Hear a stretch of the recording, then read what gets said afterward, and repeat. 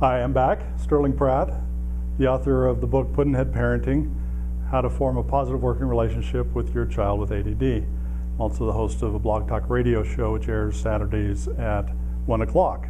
Now, this video is about is the second in our series of the types of logic that the pathological critic or our inner critic uses to keep us down, keep our self-esteem low.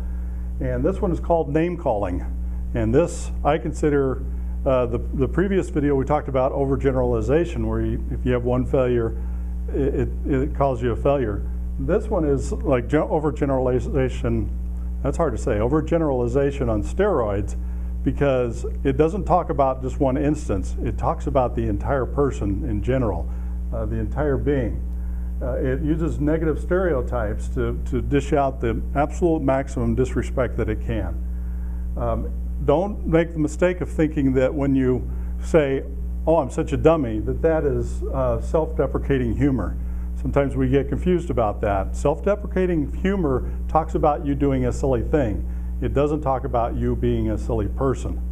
When you start to say that you're a silly person, or you're a dummy, or a spaz, or any of the words that we use about ourselves, you catch your children using those about themselves, realize that the pathological critic is a part of you, and so you tend to believe everything it says.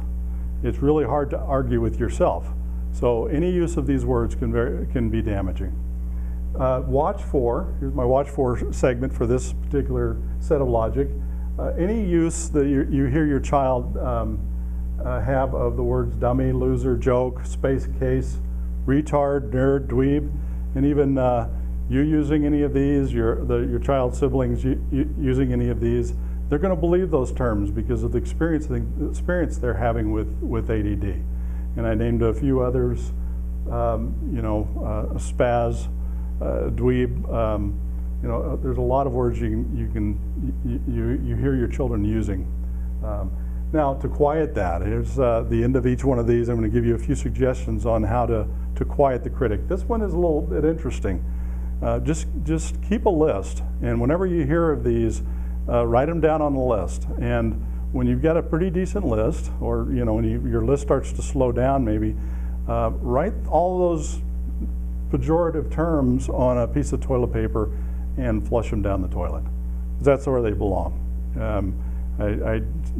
The phrase I use in this is to smile and wave goodbye to all those terms while they go into the underworld where they belong.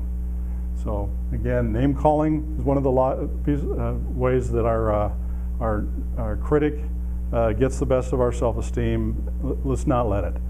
And again, my name's Sterling. If you have any questions or comments, you can email me at sterling@addparentingsupport.com. Thanks.